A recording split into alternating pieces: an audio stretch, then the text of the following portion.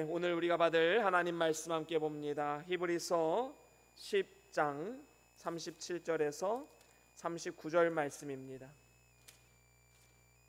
히브리서 10장 37절에서 39절까지 말씀, 우리 다 같이 한 목소리로 함께 합독합니다. 시작. 잠시 잠깐 후면 오시리가 오시리니 지체하지 아니하시리라. 나의 의인은 믿음으로 말미암아 살리라. 또한 뒤로 물러가면 내 마음이 그를 기뻐하지 아니하리라 하셨느니라. 우리는 뒤로 물러가 멸망할 자가 아니요 오직 영혼을 구원함에 이르는 믿음을 가진 자니라. 아멘. 우리 다 같이 말씀 들고 선포합니다. 시작. 주의 말씀은 내 발의 등이요 내 길의 빛이 되십니다. 주여 말씀하옵소서. 주의 종이 듣겠나이다. 아멘. 아멘. 오늘은 히브리서 10장 37절에서 39절 말씀으로 주의 재림을 기다리라 라는 제목으로 함께 말씀을 나눠보길 원합니다. 지난 주일 오후 예배 후에 이제 비전하우스 앞 곧 주차장 이제 포장 공사를 하기 위해서 우리 몇몇 성도님들과 함께 풀 뽑는 작업을 했습니다. 풀을 뽑다 보니까 몇몇 벌레들도 나오고요, 또 개미들도 많이 보았습니다. 이 작은 곤충들이 살아가는 터전이 이제 며칠 후면 아스콘이 깔리고 사라지게 된다고 생각하니까 그들에게 좀 미안한 마음도 있었습니다. 그러면서 이런 생각을 했습니다.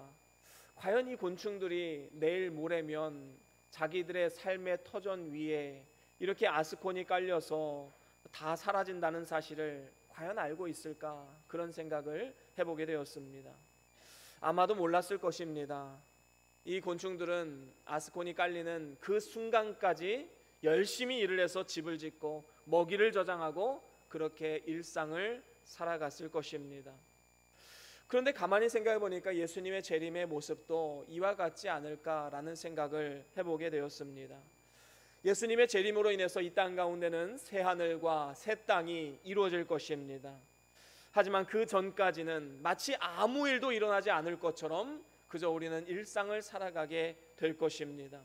그래서 느닷없이 갑작스럽게 재림을 맞이하게 되면 많은 사람들이 우왕좌왕하는 이러한 모습도 보이게 될 것입니다.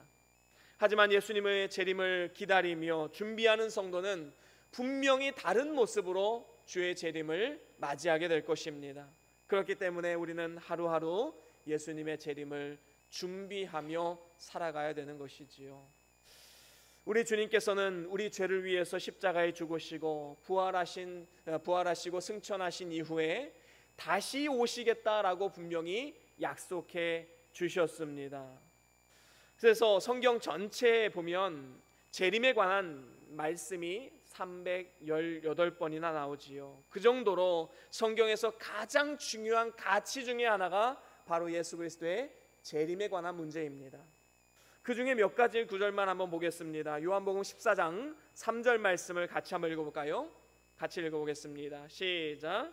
가서 너희를 위하여 거처를 예비하면 내가 다시 와서 너희를 내게로 영접하여 나 있는 곳에 너희도 있게 하리라.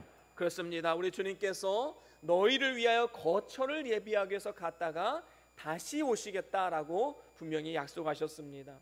또 예수님이 승천하실 때 두 천사들이 이런 약속을 했지요. 사도행전 1장 1절 말씀, 우리 함께 1장 11절 말씀 같이 읽어보겠습니다. 시작. 이르되 갈릴리 사람들아 어찌하여 서서 하늘로 쳐다보느냐. 너희 가운데서 하늘로 올려지시니 예수는 하늘로 가심을 본 그대로 오시리라 하였느니라. 아멘. 예수님이 가시는 모습을 보면서 허탈하게 하늘을 쳐다보고 있으니까 천사가 말합니다. 왜 거기서 그렇게 쳐다보고 있느냐. 주님은 보는 그대로 다시 오시게 될 것이다 라고 약속했습니다. 또 요한계시록에도 보면 이렇게 예언이 되어 있습니다. 요한계시록 1장 7절 말씀 같이 읽어봅니다. 시작. 볼지어다 그가 구름을 타고 오시리라.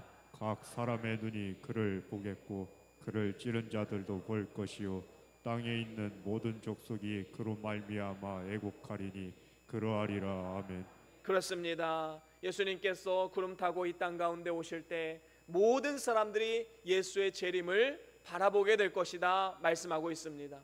또한 요한계시록 22장 20절에 보면 이렇게 말씀을 합니다. 같이 읽어봅니다. 시작. 이것들을 증언하시니가 이르시되 내가 진실로 속히 오리라 하시거늘 아멘. 주 예수여 오시옵소서. 아멘. 그렇습니다. 주 예수여 오시옵소서. 이 말이 아람어로 마라나타라는 단어이지요. 이 말은 이제 초대교회 때의 기도문에 많이 쓰여졌던 단어입니다. 이 외에도 예수님의 재림에 관한 수많은 구절들이 성경에 있습니다. 그리고 신실하신 주님께서 주님이 약속하신 그 재림은 반드시 이행하실 것입니다. 그 약속을 반드시 이행할 것이지요. 그렇기 때문에 우리는 시민권은 하늘에 있음을 기억하고 이 땅을 살아가는 동안에 늘 주의 재림을 갈망하며 소망 가운데 기다려야 될 줄로 믿습니다. 그렇다면 우리의 관심은 이거지요. 주의 재림이 과연 언제 일어날 것인가? 여러분, 베드로후서 3장 8절에 보면 주께는 하루가 천년 같고 천년이 하루 같다라고 분명히 말씀했습니다. 지금이 2024년도이지요.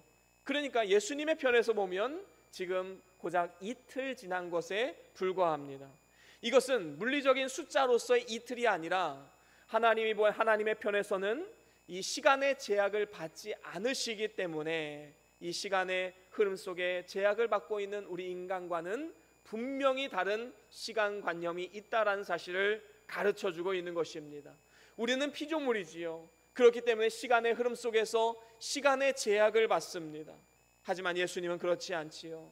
창조주이십니다. 시간을 만드셨습니다. 그렇기 때문에 시간의 제약을 받지 않으시는 것이지요. 오늘 본문 말씀 37절 상반절에도 보면 잠깐 후면 오실리가 오시리니 라고 말씀하고 있습니다. 원래 제자들은 예수님이 금방 다시 오실 것이다 생각을 했습니다. 그래서 복음서를 기록하지 않았었지요. 하지만 예수님의 시간의 개념과 우리 인간의 시간의 개념이 다르다라는 사실을 깨닫고 후손들을 위해서 예수님의 행적과 예수님의 가르침을 담은 그러한 복음서를 기록하기 시작한 것입니다. 이러한 사실은 이 복음서가 기록된 기록 연대가 예수님이 부활 승천하신 이후에 상당 기간이 지난 AD 50년에서 70년 사이에 기록되어졌다라는 사실을 통해서 우리는 알 수가 있는 것이지요. 그렇습니다. 우리가 보기에는 예수님의 재림이 지체되고 더디 오는 것처럼 느껴질 수 있겠지만 하나님이 약속하신 때가 되고 하나님이 정하신 수가 차면 지체하지 않고 속히 오실 것입니다. 그리고 이러한 예수님의 재림은 성도들에게 있어서는 최후 승리의 영광의 날이요 또 하나님이 예비하신 상급을 누리는 날이기도 한 것입니다. 그래서 우리는 날마다 예수님의 재림을 기다리면서 그 날을 준비해야만 합니다. 그렇다면 우리가 주님의 재림을 기다리면서 준비해야 될 것이 무엇이 있겠습니까? 오늘 본문 말씀을 통해서 우리가 세 가지로 함께 말씀을 나눠보길 원합니다. 첫 번째로는 우리는 오직 믿음으로 살아가야 합니다. 진정으로 우리가 주의 재림을 준비하기를 원한다면 믿음으로 살아가야 된다라는 것이지요. 오늘 본문 38절 상반절에 보면 나는 나의 의인은 믿음으로 말미암아 살리라 라고 말씀하고 있습니다. 이 말씀은 성경의 핵심이 되는 구절 중에 하나이지요. 그래서 하박국서에도 로마서에도 갈라디아서에도 있는 말씀입니다. 예수님이 재림하시는 목적이 무엇입니까? 바로 예수님을 믿는 자들을 구원하시기 위해서입니다. 그래서 믿음으로 산다라는 말은 어떤 의미가 있는가? 그것은 두 가지로 나눠서 우리가 살펴볼 필요가 있습니다. 한 가지는 믿음으로 구원을 받는다라는 의미를 담고 있습니다. 여러분, 믿음으로 산다라는 것은 믿음으로 구원을 받는다라는 뜻을 가진 것이지요. 이 세상에서 율법을 지켜서 구원을 얻을 수 있는 사람은 단 한 사람도 없습니다. 그래서 로마서 3장 20절에 보면 이런 말씀이 있지요. 우리 같이 함께 읽어보겠습니다. 로마서 3장 20절과 21절입니다. 시작. 그러므로 율법의 행위로 그의 앞에 의롭다 하심을 얻을 육체가 없나니 율법으로는 죄를 깨달음이니라. 이제는 율법 외에 하나님의 한 의가 나타났으니 율법과 선지자들에게 증거를 받은 것이라. 그렇습니다. 율법으로는 의롭다 할 자가 없다라고 말씀합니다. 율법은 어떤 역할을 합니까? 여러 가지 기능이 있는데 그 중에 하나가 우리의 죄를 깨닫게 하지요. 율법의 말씀, 구약의 모세의 오경을 보면 하나님의 말씀을 우리의 삶에 비춰볼 때 우리가 얼마나 부족한 사람인지, 얼마나 연약한 사람인지, 그 율법을 다 지킬 수 없는 나의 연약성을 발견하게 되지요. 그래서 나의 죄성을 깨닫게 하고 이제는 예수 그리스도의 십자가의 의를 붙잡을 수밖에 없는 상태에 이르게 되는 것입니다. 그래서 우리는 오직 예수 그리스도를 통해서만 믿음으로 구원을 받게 된다는 사실을 알아야 됩니다. 우리가 잘 아는 종교개혁자 마틴 루터는 이제 카톨릭의 사제였지요. 율법을 지키고 고난을 받아야 구원을 받을 수 있는 줄로 알고 엄격한 금욕 생활을 했던 그러한 사람이었습니다. 하지만 그는 여전히 구원의 확신을 가질 수가 없었습니다. 금욕 생활을 하고 열심히 하나님 말씀을 따라 순종했지만 100가지 순종하고 한 가지 잘못된 마음을 마음에 품으면 이제 구원이 무너지는 겁니다. 그래서 구원의 확신을 가질 수가 없었지요. 그러던 어느 날 로마를 순례하던 중에 성 베드로 성당에 빌라도의 계단 28개의 계단을 무릎으로 기어 오르면서 주기도문을 외우며 올라갔습니다. 그렇게 순례의 계단을 오르던 중에 천둥과도 같이 하나님의 말씀이 들려지게 되었습니다. 그 말씀이 바로 오직 의인은 믿음으로 말미암아 살리라 라는 말씀이었습니다. 그렇습니다. 그 말씀이 마음의 빛으로 비춰졌을 때 사람이 의롭게 되는 것이 사람의 공로나 사람의 노력으로 되는 것이 아니라 오직 믿음으로 되는 것임을 깨닫게 되었습니다. 그리고 종교개혁을 성공적으로 이뤄낼 수가 있었던 것이지요. 그렇습니다. 누구든지 예수를 구주로 믿을 때에 다 보배로운 피로 죄사함을 받아서 더 이상 정죄함이 없게 되고 예수 그리스도의 완전하신 의를 입게 되는 것입니다. 그래서 당당하게 천국에 들어갈 수 있게 되는 것이지요. 그런가 하면 믿음으로 산다라는 말에 또 다른 의미가 있습니다. 그것은 믿음으로 진리를 지키는 것입니다. 마틴 루터도 하나님 말씀이 그의 마음 가운데 빛으로 들어왔을 때에 그것을 버려두지 않고 그 진리를 깨달은 다음에 양보하지 않고 죽을 때까지 그 진리를 지켰습니다. 우리가 진리를 지키다가 주와 함께 죽으면 또한 주와 함께 살 것이라는 믿음이 있어야 되는 것이지요. 그래서 우리는 진리를 지키는 면에 있어서 주님께 끝까지 충성을 다해야 하는 것입니다. 1994년도에 진돗개 한 마리가 진도에서 대전으로 팔려왔지요. 300km가 넘는 그 길을 이동을 한 것입니다. 그런데 그 다음날 이 진돗개가 집을 나와서 다시 원래 주인에게로 찾아갔습니다. 300km가 넘는 긴 여정을 갔던 것이지요. 그래서 많은 사람들에게 감동을 주었던 일이 있었습니다. 사람들은 자기에게 은혜를 베푼 사람을 배반하는 일이 많이 있습니다. 하지만 개는 그렇지 않지요. 그래서 은혜를 원수로 갚는 사람을 개만도 못하다라고 그렇게 말하지 않습니까? 여러분, 우리가 하나님께로부터 귀한 진리를 받았습니다. 너무나도 큰 은혜와 축복을 받은 사람들입니다. 그런데 고작 환난과 또 여러 가지 고난과 핍박이 있다고 해서 그 진리를 놓치고 버려둔다면 얼마나 어리석은 사람입니까? 성경은 분명히 말씀합니다. 현재의 고난은 우리가 장차 누릴 영광과는 좋게 비교할 수 없다라고 말씀합니다. 우리가 아무리 많은 고난을 당한다 할지라도 이 세상에서의 끝나는 것이고, 그리고 더 나아가 하나님 나라에 가서 영광과 상급을 누리게 되는 것입니다. 그렇기 때문에 우리는 절대로 진리를 배반해서는 안 된다라는 것이지요. 그래야지만 주님의 재림의 그날 우리는 기쁨으로 주님을 맞이할 수 있게 되는 것입니다. 그런가 하면 이제 두 번째로 우리는 뒤로 물러가지 말아야 합니다. 여러분, 중생한 영의 특징은 뒤로 돌이키지 않고 앞으로 곧게 행한다라는 데 있는 것입니다. 그래서 사도 바울은 빌립보서에 이런 고백을 했지요. 내가 표대를 향하여 그리스도 예수 안에서 하나님이 위해서 부르신 부르심의 상을 위해서 달려가노라 라고 고백을 했습니다. 그렇습니다.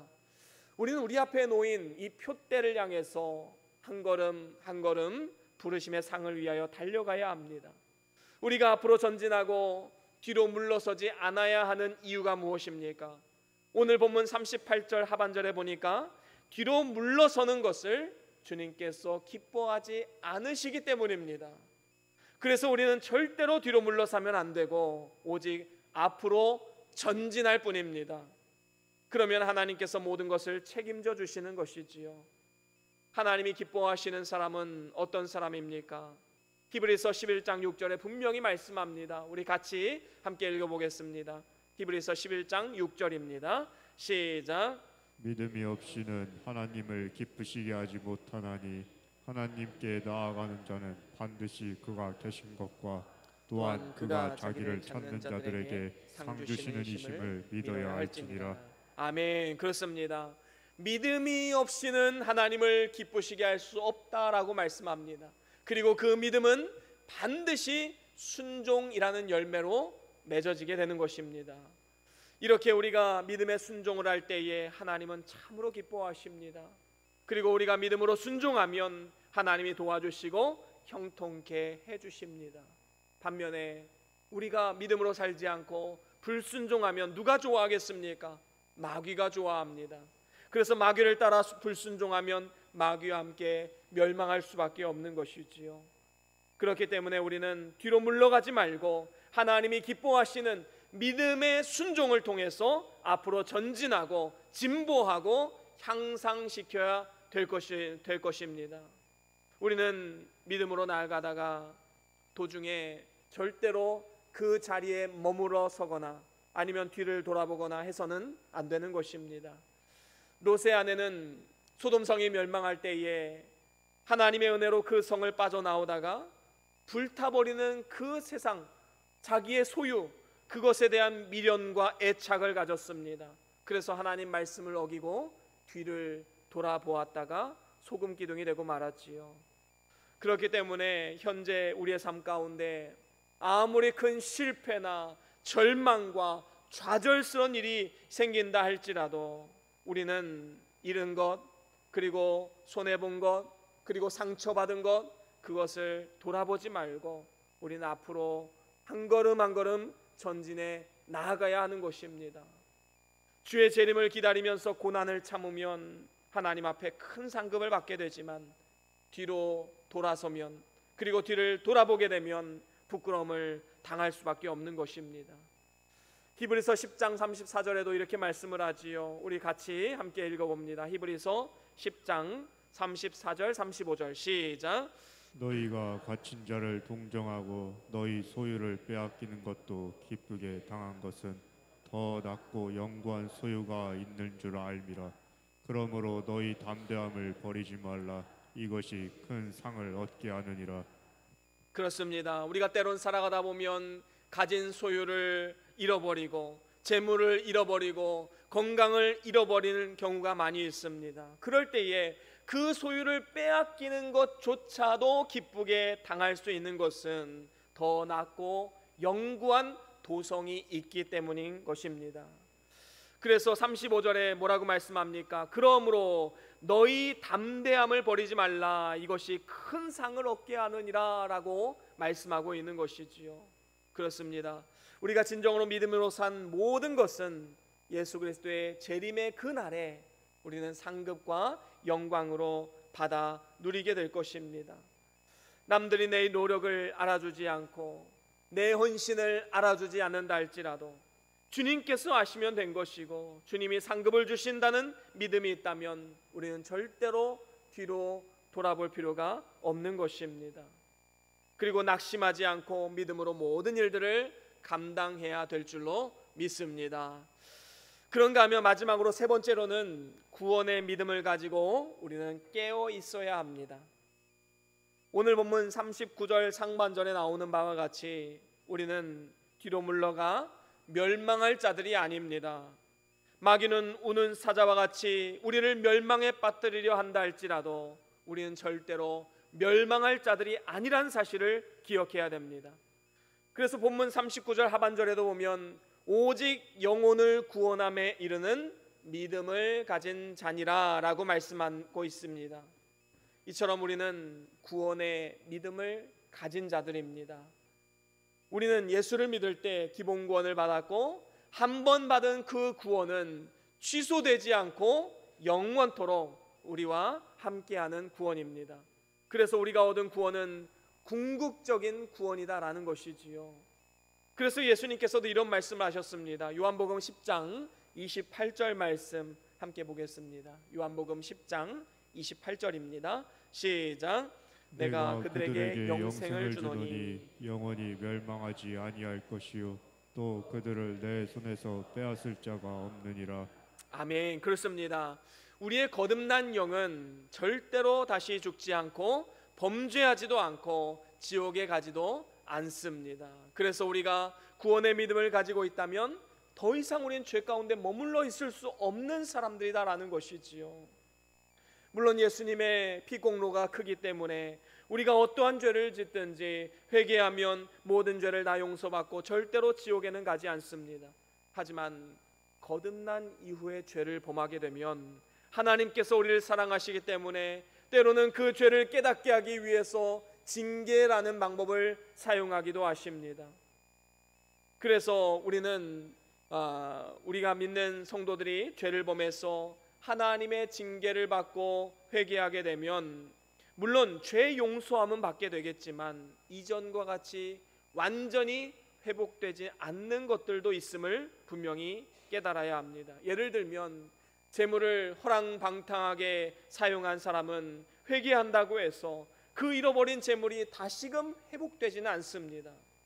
이것은 기둥에 박힌 못이 그 못을 뺄 수는 있어도 그 못을 뺀 그 자리에 자국은 남아있는 것과 같은 이치이지요. 그렇기 때문에 우리는 죄 가운데 빠지지 않도록 몸을 쳐가며 노력하고 죄와 더불어 피 흘리기까지 싸워야 된다라는 것입니다. 우리가 죄를 범하면 하나님은 근심하고 탄식을 하십니다. 그리고 하나님이 영광을 가리우게 됩니다. 그래서 우리는 기회가 주어졌을 때 회개하는 삶을 살아가야 되는 것이지요. 로마서 13장 12절에 보면 이런 말씀이 있습니다. 우리 같이 함께 읽어보겠습니다. 로마서 13장 12절 시작. 밤이 깊고 낮이 가까웠으니 그러므로 우리가 어둠의 일을 벗고 빛의 갑옷을 입자. 아멘. 그렇습니다. 밤이 깊고 낮이 가까웠기 때문에 어둠의 일을 벗어버리고 빛의 갑옷을 입으라 말씀합니다. 그러면서 13절과 14절에 보면 우리가 해야 할 일 몇 가지가 나오고 있지요. 그것은 낮에와 같이 단정하게 행하고 방탕하거나 술 취하지 말고 음란하거나 호색하지 말고 또한 다투거나 시기하지 말고 정욕을 위하여 육신의 일을 도모하지 말라라고 분명히 말씀하고 있습니다. 그렇습니다. 우리는 이 오늘이라는 기회를 절대로 허비해서는 안 됩니다. 오늘이 나의 마지막 날인 줄로 알고 오늘 해야 할 일을 해야 되는 것이지요. 내일 하겠다라고 생각하면 이미 늦는 것입니다. 오늘 해야 할 일을 천천히 하겠다라고 하는 것도 마귀에게 속는 것입니다. 마지막에는 아차차 하고 기회를 다 놓쳐버리고 영원히 후회하게 되는 것이지요. 여러분 한번 생각해 봅시다. 오늘 이 시간 이 자리 가운데 예수님께서 재림하신다면 나는 어떤 모습으로 구원을 받게 되겠습니까?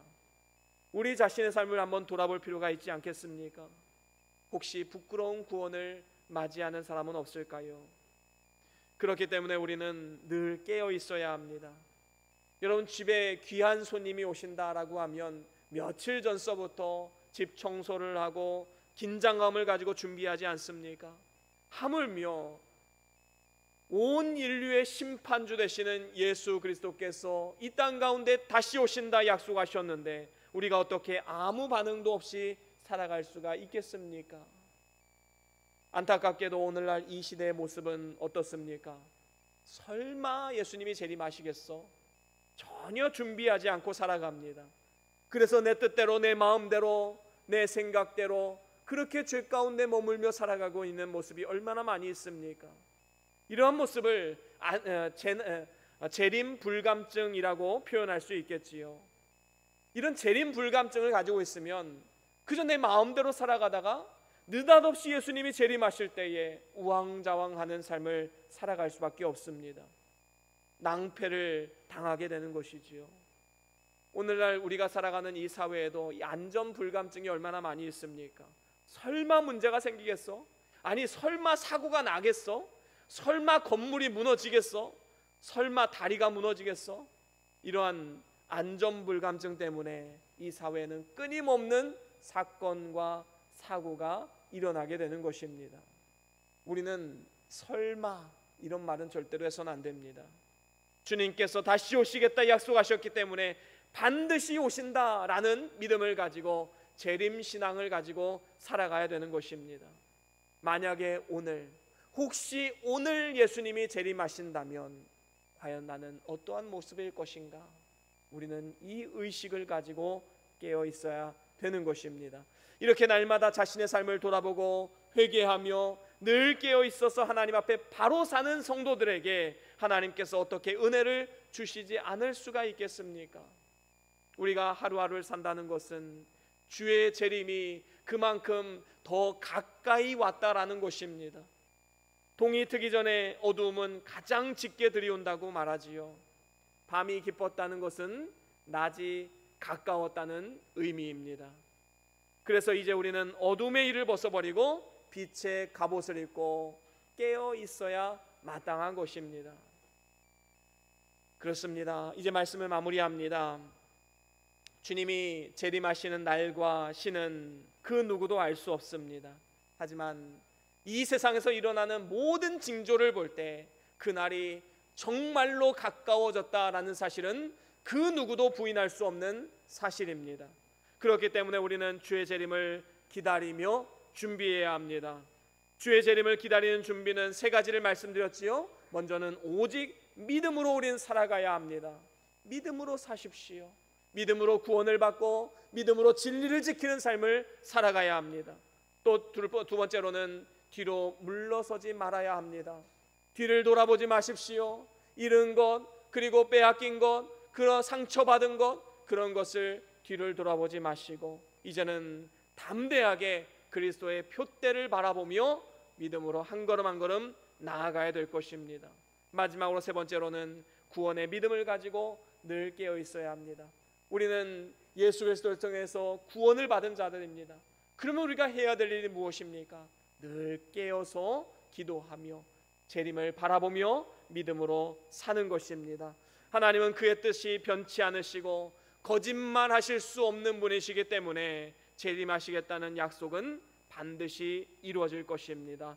저와 여러분들이 그 그리스도의 재림을 잘 준비함을 통하여서 예수님이 내가 진실로 속히 오리라 말씀하실 때에 마라나타 주 예수여 오시옵소서라고 기쁨으로 주를 맞이할 수 있는 우리 모두의 삶이 다 될 수 있기를 주의 이름으로 간절히 축원합니다. 우리 다같이 오늘 받은 말씀 기억하시면서 우리 찬양 하나 하길 원합니다. 마라나타 주 예수여 어서 오시옵소서. 우리 찬양의 가사를 생각하시고 또 말씀을 생각하시면서 우리 함께 찬양의 고백을 하나님 앞에 올려드립니다.